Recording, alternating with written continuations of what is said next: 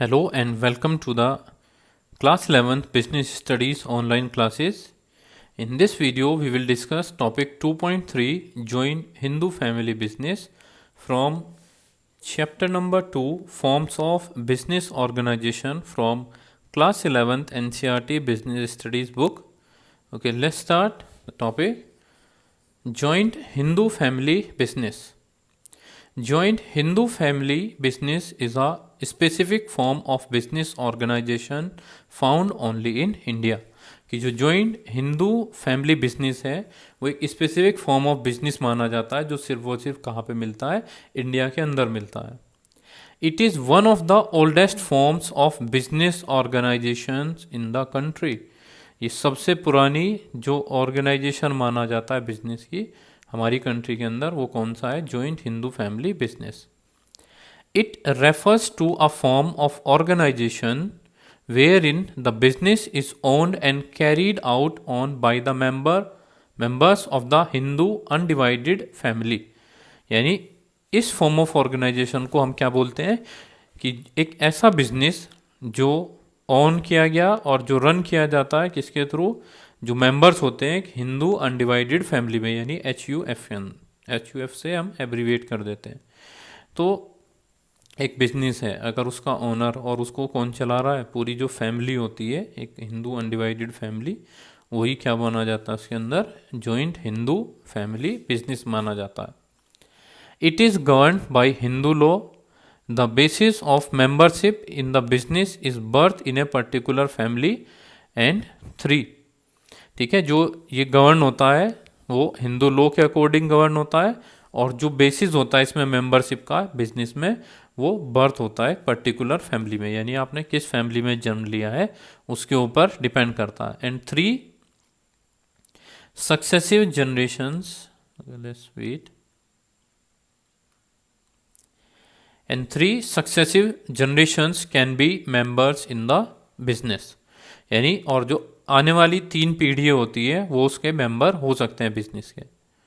ठीक है, एक तो वो किस में पैदा हुआ उसी में पर्टिकुलर फैमिली में, और उसके बाद भी जो 3 आने वाली जनरेशन है वो उस बिजनेस का मेंबर्स होते हैं.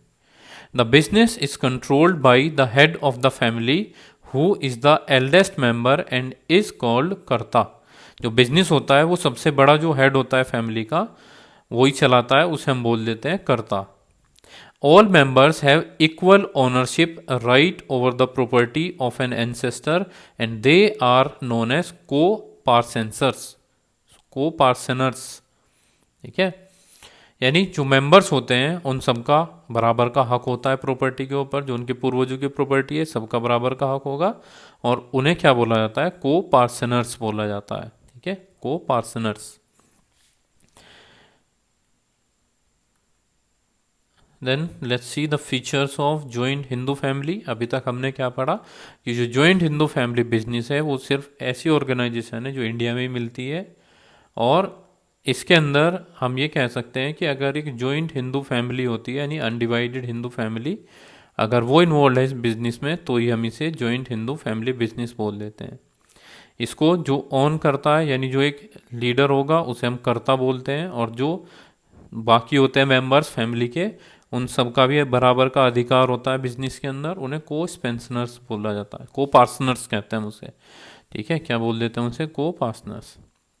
और फैमिली में अगर कोई पैदा हो रहा है तो उस फैमिली में पैदा होगा, और आने वाली 3 पीढ़ी भी उस बिजनेस का मेंबर हो सकते हैं.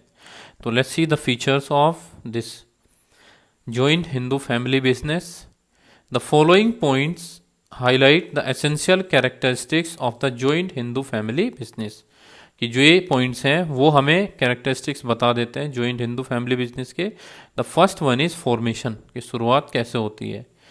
For a joint Hindu family business there should be at least 2 members in the family and the ancestral property to be inherited by them.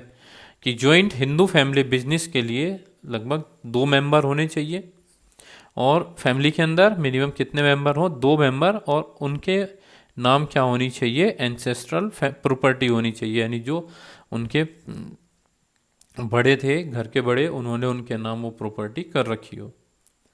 The business does not require any agreement as membership is by birth. ठीक है। जो business है उसमें कोई भी ऐसा agreement नहीं चाहिए मेंबरशिप के लिए, क्योंकि वो क्या है, बाय बर्थ है। It is govern by the Hindu succession act 1956, और एक लॉ है जिसे हिंदू सक्सेशन एक्ट कहते हैं, उसके अकॉर्डिंग ही जो जॉइंट हिंदू फैमिली बिजनेस है वो गवर्न किया जाता है। और let's see about liability. Liabilities क्या है? The liability of all members except the कर्ता is limited to their share as co-partnership property of the business।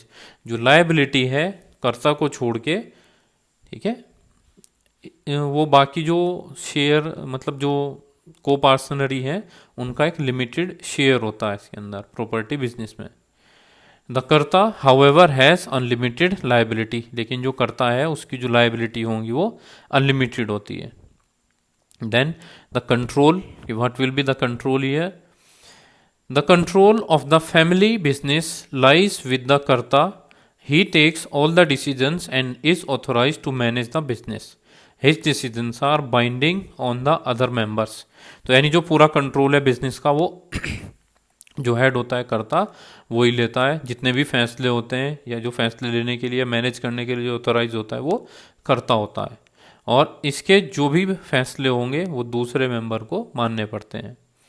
Then fourth one is continuity. The business continues even after the death of karta as the next eldest member takes up the position of karta, leaving the business stable. और continuity ये सबसे important point है। इससे पहले जो sole proprietorship में आपने पढ़ा था तो उसके अंदर अगर डेथ हो जाती है तो क्योंकि एक ही अकेला बंदा ओनर था, उसका अकेला ही चला रहा था, तो बिजनेस पूरी तरीके से ख़त्म हो जाता है। लेकिन क्योंकि यहाँ पे एक फैमिली बिजनेस है तो अगर किसी एल्डेस्ट यानी कर्ता की डेथ हो जाती है तो जो सबसे एल्डेस्ट होता है फैमिली में उसी को कर्ता बना दिया जाता है। The business can however be terminated with the mutual consent of the members. अगर बिजनेस को हमें रोकना है तो म्यूचुअली आपस में बात करके मेंबर किसी भी फैमिली बिजनेस को रोक सकते हैं। Then next is minor members. The inclusion of an individual into the business occurs due to birth in a Hindu undivided family, hence minors can also be the members of the business. यानी minor जो बहुत छोटे छोटे बच्चे होते हैं वो भी उस बिजनेस का पार्ट होते हैं, क्योंकि इसमें क्या बोला गया कि अगर बर्थ लिया है एक हिंदू अनडिवाइडेड फैमिली में तो आप उस बिजनेस के पार्ट हो जाते हैं। तो ये सारे बेनिफिट्स हैं इसके अंदर, कि जो फीचर्स है, बेनिफिट्स जो फीचर्स हैं वो सब दे रखे हैं कि joint Hindu family business organisation के। ठीक है, तो मेरिट्स हैं वो अगली वीडियो में हम डिस्कस करेंगे।